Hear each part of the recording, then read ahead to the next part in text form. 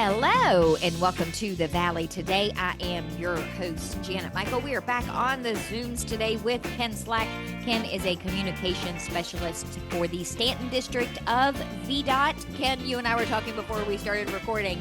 I want to clarify for everyone listening that we are recording today and we are recording before the 4th of July holiday. People aren't listening until after the holiday is over. So you're looking relatively calm before the storm that is the July 4th travel holiday.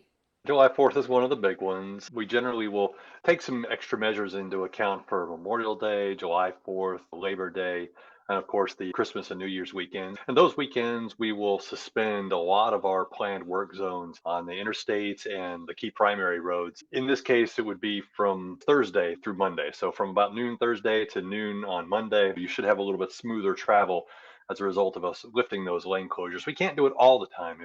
For example, if we're replacing a bridge and we've got concrete barrier in place, things like that, that's something you can't just reopen for a couple of days. But we do what we can to help keep things moving because it does get busy out there. We're going to talk about some bridge replacement, some bridge building. I want to start with the work that they're doing on the 66 overpass in Front Royal, because when you and I were working out what we were going to talk about today, we were emailing last week, I had gotten stuck in that traffic backup. And I said, by the way, do you happen to know when that's going to be done? And the short answer is by the end of July. What's happening actually out there is that we have contractors that are repainting the I-66 bridges over Route 340, 520.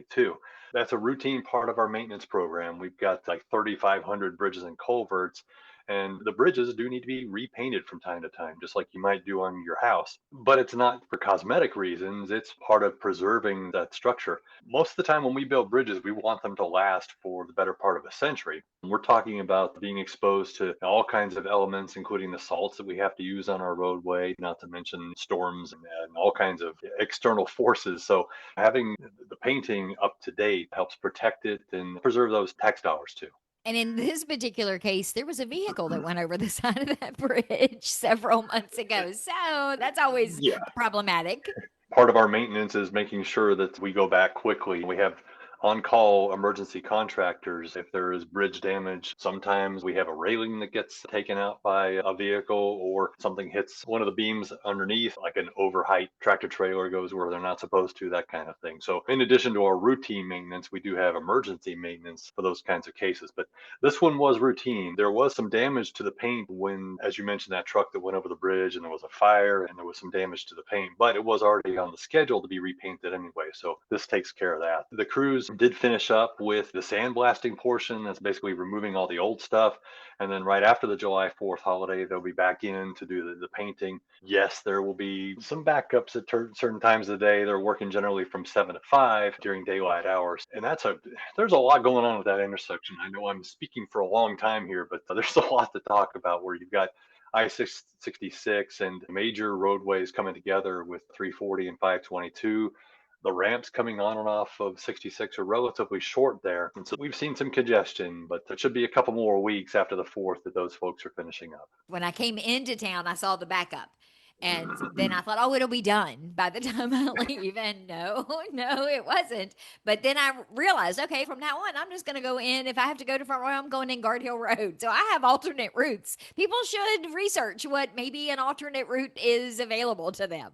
Yeah, and that's one of those places where there are not a lot of great other options. It depends on what your daily routine is like. You might identify some different places to go, but when you do have an interstate crossing, that does minimize the number of alternate routes. For some folks, Rockland Road might work. You just have to kind of know what your commute is. You might go east or west on 55 if you're approaching from the south side, and perhaps getting on 66 in the Linden area, for example, or over in the Strasburg area. You kind of roll the dice. Do I wait for a few extra minutes here, or do I take a different route? And sometimes it works, sometimes it doesn't. Speaking of sometimes alternate routes aren't available, there's about to be no need for an alternate route. When you finish this Rockland Road project, nobody's going to get stuck at those tracks anymore. Yeah, that's true. And whenever we have a project like that with a closure, but we have a significant improvement that's at the end of that tunnel, it's always amazing to me how quickly after People just forget about that inconvenience because look at this nice new bridge. I was up there just a couple of weeks ago. I guess it was early part of June, getting some pictures to help document the progress of that project. And a gentleman pulls up in a pickup truck, rolls the window down. He says, "You know what I'm going to ask you, right?" I said, "Yes." I bet you want to know when this is going to open, but what we're looking at is crossing our fingers, of course, because of all kinds of things play into it. But we're looking at having Rockland Road open to traffic probably around the end of July. Now, you might recall because we went out and did some interaction with the public at the beginning of this. The contract for this project actually has a completion of spring of 2026.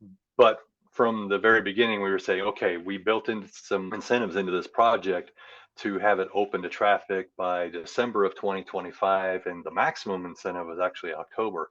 And we're doing even better than that. As long as weather, materials, and supplies that we need keep coming in and everything keeps going smoothly, Rockland Road Bridge is going to be open and that detour lifted before the summer is out. That is quite impressive because you don't that's normally not what we're talking about. Normally we're talking about, yeah, the goal was 2026, but now it might be 2027. So that's outstanding. Yeah, that project has gone really well. The contractor has moved along very smoothly. They've had the weather on their side in many cases. And I was up there when they were putting the steel beams in place for the new bridge back in February.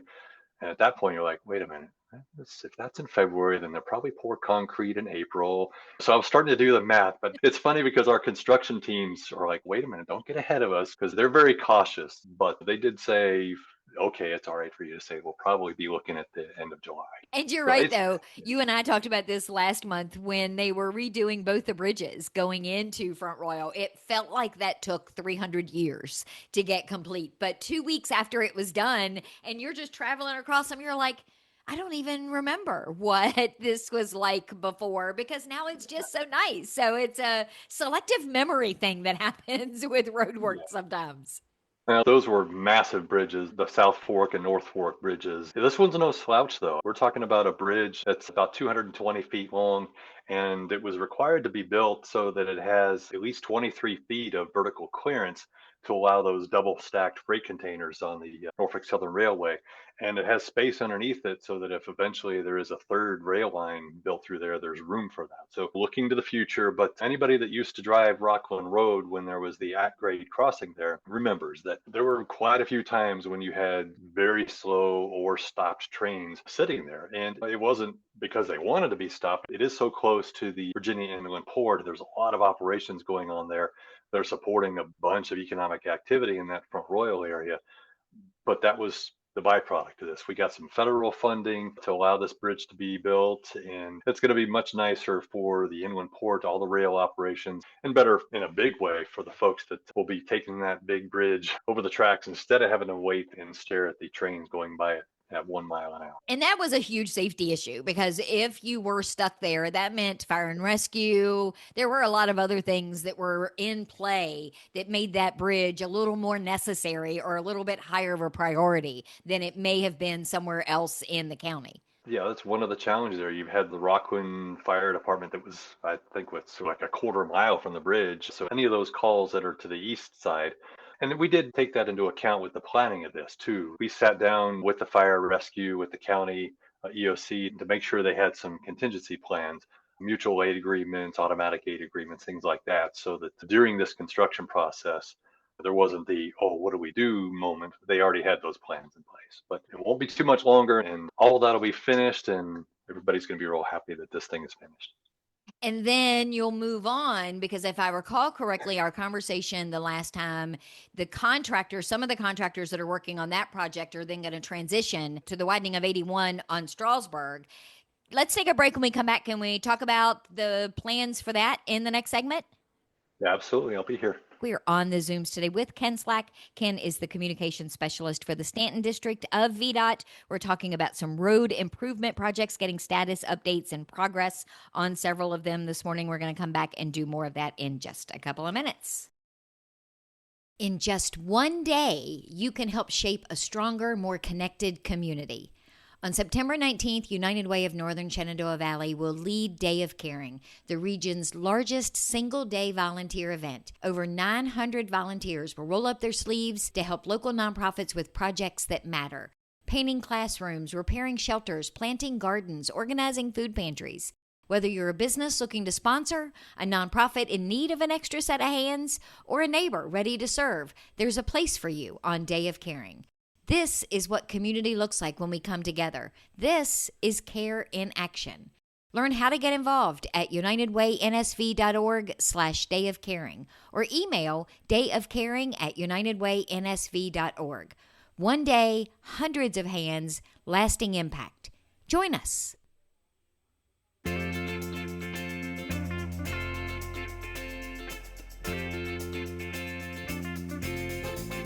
Welcome back to the Valley today. I am your host, Janet Michael. We are on the Zooms today with Ken Slack. Ken is a communication specialist for the Stanton District of VDOT. We've been talking about road projects, mostly bridge projects, actually, and he's been giving us a status update on several of those. When we went to break, we were talking about Rockland Road, potentially, fingers crossed, done by the end of July, which will be not only amazing for all of those residents that are impacted by that, Ken, but that means that crew gets to move on to Widening 81 at Strasburg, where people like me will be very happy that project is getting started. Yeah, absolutely. It's the same contractor that's working on both of those projects. But I do need to say caveat. You said done. Open to traffic is a little bit different thing. There's still going to be some work going on, but I think what most people care about is when do I get to stop messing with this detour? It's done when I can drive on it. Yeah, just wanted to make sure I clarified that. But yeah, Shirley Construction is the one that's been working on the Rockland Road project. And they also have the contract. It's about close to a $60 million contract for the southbound I-81 widening through that Strasburg area. It's pretty common in the construction industry that if they have two nearby projects, they finish up here, they can throw some additional resources at the other one. So wouldn't be surprised to see that happening in this case because they are pretty close to each other. And that's a fairly large, an extremely large project, actually. So we shouldn't expect it to be done inside of a year. It's going to take some time. Yeah, we're looking at completion in the fall of 2028. So still a little over 3 years to go before that is finished up. As you say, there's a lot going on there. We're widening roughly 4 miles of southbound 81. It's roughly from where you might remember we recently did the ramp extension there coming on at I-66 where you're going west on 66 and you go on southbound 81 and immediately you cross over that bridge there at Water Plant Road. We replaced that bridge so that we could extend that merge lane further south. And basically we're going from that point, so where that project completed, going past exit 298 and a little bit past exit 296 as well, and then tapering back into the two-lane stretch on the southbound side. Along the way, we'll be replacing the southbound bridge over Cedar Creek and widening the southbound bridge over the CSX railway. So there's quite a bit going on in that project, as you say. I think so many times those of us that travel on the road really don't have any idea how much goes into projects like that. We drive through and think, why don't they just widen this? Thinking all you got to do is get a bulldozer out there and lay some asphalt. Most people don't know what kind of pre-planning, like Water Plant Road, this has to be done before this has to be done, that has to be done before that can be done. I don't think many of us think that way when it comes to road projects. That was definitely a lesson I learned when I started working for VDOT. You realize just how much goes into the planning and the engineering, environmental work, stormwater retention, time of year restrictions on when we're allowed to cut trees of a certain size, or needing to do surveys on bridges to make sure we don't have bats or other protected species roosting under there. So there's a whole lot that goes on, and especially with bridges, that always makes things more complicated when you're either widening a 60-year-old bridge, making the decision whether to do that, or to replace it and come in with a wider one. But right-of-way acquisition sometimes, getting the easements for construction access, working with overhead and underground utilities that have to be moved. So as you say, there is a whole lot more than just, let's just slap down another layer of asphalt there. It definitely doesn't work that way. And it is going to be such an improvement to that stretch of 81 when that project is complete. I feel like it's even going to make, in a lot of ways, 81 safer right there than it is currently. Well, that's the whole point. I mean, we know that's a very challenging portion of the interstate. It's one of the few spots on any of our interstates where you have that left-hand merge coming off of Interstate 66. People don't always expect to see traffic coming in from that side. Plus, any place you have two interstates coming together, you're going to have a lot of traffic. So that's a challenging place for drivers, but by extension, it's also a challenging place to work for the contractors because you've got space constraints there. You've got protected historic property just to the north there, that Cedar Creek and Bell Grove area. But yeah, I think adding that third lane for that stretch all the way through Strasburg and going past exit 296 there at Route 55 before tapering off, I think that will make a difference. That's just on the southbound side. There's a possibility of a future similar project on the northbound side, but right now we're taking the southbound one, and it should make a big difference going into the future there. It's also not a cheap project. I think sometimes people see those numbers and they don't seem like real numbers to most people, but it is an incredibly labor intensive and costly project. Yeah, absolutely. The construction contract alone is about $59 million. You also have some right-of-way expenses, engineering and design work that's involved in those too. But certainly the bulk of that is that construction work. And one thing to keep in mind about Interstate 81 is that when you touch it in any way, when it comes to construction, you have to build it to modern standards, which means not only adding another lane, but you also have to make sure the shoulders on both sides meet modern standards. So it actually will probably feel like two lanes wider because if you recall driving on Interstate 81 and there's not much of a left shoulder in the older construction that dates back to the most of it into the 1960s. So building it the way we build interstates now, there's a big difference. And it's going to feel like a lot more elbow room and a little more relaxing for the folks that drive through there when this project is complete. And then 81 in general, when we had our conversation a few months ago, we were talking about the 81 improvement project. That's still ongoing, right? The corridor improvement program. Yeah, and we're actually getting ready to move into a new phase of that. At the beginning of 2025, we started a new study. You might recall that the projects that we're seeing right now on the interstate at Strasburg and widening projects that are going on right now in the Stanton area, coming soon in Harrisonburg as well, those were identified in 2018 and 2019 with the implementation of the original I-81 corridor improvement program. We're taking a look now to see what some of the initial impact has been from those projects and where are some of the areas that next need to be addressed. And the public is a big part of that. We have intensive traffic studies that are helping identify some of the hot spots with where higher than expected number of crashes or higher levels of congestion, but we're also going to the public. We had an online survey back in the spring, and then this time, July 14th and 15th, we're going to be having public meetings asking folks who use the interstate every day what their experiences are. What do they see? What would they like to see? What's different about this round of public meetings is that we have taken that input and all that traffic data and we've come up with what they're calling potential solutions. That means what kind of project might help in this area. I haven't seen them yet, but we'll get to see those along with the public. We have a whole series of these meetings up and down the corridor. The closest one for the folks who live here in the northern part of the Shenandoah Valley is going to be taking place in Winchester. It's at the Brent Student Center of Shenandoah University. We're going to be there at 4 o'clock in the afternoon on Tuesday, July 15th. You don't have to try to remember all that because we are going to be sending out a news release and doing some social media contact as well. So save the date because we like to hear from as many people as possible. There will also be an online survey as well, but we really want some feedback on these potential solutions. And then we'll take all that data and further refine those potential improvements and come back with another round of public meetings in the fall as we really start to zero in not only what the potential solutions are, but how much they might cost and begin to prioritize them as well. There's still a lot of work left to do, but it's important that folks are part of this process. If you use 81, come out and tell us what you think. I always encourage people to use their voice. And some recent shows, we've been talking about Medicaid cuts and the legislation that's being passed. Elected officials, VDOT officials, people need to know what your thoughts are. If, like you say, if you travel 81 on a regular basis, you want that input. It's not like you want them to just sit over in the corner and mumble to themselves. You're interested in hearing what their potential solutions are or suggestions and feedback because that makes the overall project more successful. Yeah, absolutely. We do a good job working with our consultants and VDOT folks as well on identifying some of those areas in our traffic study that needs some attention. But if you drive a truck on Interstate 81, or if this section is your daily commute, you know about as much about that part of the interstate as anybody else does. And so it's important for folks to come out and share what they think. You might think, oh, we're talking to this big faceless state agency that they're going to do what they want to do and they don't listen to us. Believe me, that's not the case. We want to hear from folks and we want to, whenever possible, build these kinds of public input items into these projects. Now, if you come out and tell us that you want an off ramp that goes directly to your house, we may not be able to help you. Okay, so But much for that idea.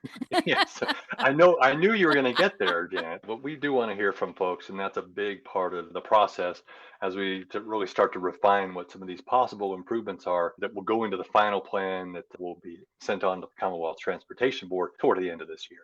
Do people need to register or tell you that they're coming to that public meeting, or do they just show up? Just show up. The one thing that we do ask is that if you do the online survey and come out to the meeting, let us know that you have done the online survey, because if you're offering the same input online and in person, it sort of stacks the deck. Maybe and maybe you're trying to do that, but we want to make sure folks are basically telling us what they think one time. But we certainly want to encourage folks, whether they can make it out to the public meetings or not. We've got them scattered all over the corridor. We've got Winchester, Weir's Cave, Salem, and Bristol. So we're trying to make sure that folks throughout that 325-mile corridor have a chance to weigh in on this. So tell me where you are progress wise on the old Charlestown Road bridge replacement. You're replacing a lot of bridges. We have a lot of bridges. That's a big part of it. The bridge that we're replacing, it's right at the Clark-Frederick County line on Route 761, Old Charlestown Road. That's a low water bridge that actually dates back almost a century. It's 96 years old, something like that. As folks that drive that road probably know, it overtops pretty frequently during the year. Now, we will not make any promises that we'll never have flooding there again. That's not possible. But the new bridge is going to be about 5 feet higher than the old one, which has already been removed, by the way. But the new bridge will tolerate some of those high water events a lot more frequently. So, yes, there may be times when we do have to put the gates up to block access to it, but should be far less frequently. As far as progress goes, that's scheduled for final completion in the spring of 26. But we do anticipate that we'll have Old Charlestown Road back open to traffic by the end of 2025, toward the end of this year. And I know folks that are having to do that roughly 8 mile detour are going to certainly welcome that. You guys do an outstanding job of putting all of this information on your website. Like I can go and I can look at the plans for what Strasburg's 81 widening is going to look like, what it looks like now. I can see so much information on these projects. I really encourage people to go check out your website, do a search, and find out what's happening with a project that maybe they've seen along their commute. Yeah, absolutely. Our website is at vdot.virginia.gov. But also, you could probably just do an internet search and just type VDOT and you'll find us. But we have all kinds of resources on there and helpful links, which you're talking about, we refer to as our project pages. And so all of the upcoming projects, those currently under construction, those recently completed, they look like sort of index cards, and you can click on them and get all the information. There's usually some construction photos. And you'll see a map that allows you to see where exactly it is, if there are any traffic impacts during construction, and a full description of what it is we're doing and why we're doing it. The schedule, how much it's costing, all those kinds of things are packed into these project pages. They're really helpful. So we also have news releases, tips for travelers in all kinds of different situations, whether it's, hey, I'm heading to the beach this weekend. What are some of the best routes to take? Winter weather, I hate to use that W word, but we have a whole section about inclement weather, whether it's summer tropical storms and flooding or whether it's winter weather tips. So there's all kinds of stuff packed onto the VDOT website. And I could probably go on for hours just about that, but maybe another day. And your social media. You put a lot of that stuff out through your social media outlets as well. We do. The Stanton district, as well as the other 8 districts around the Commonwealth, each have their own X/Twitter feed.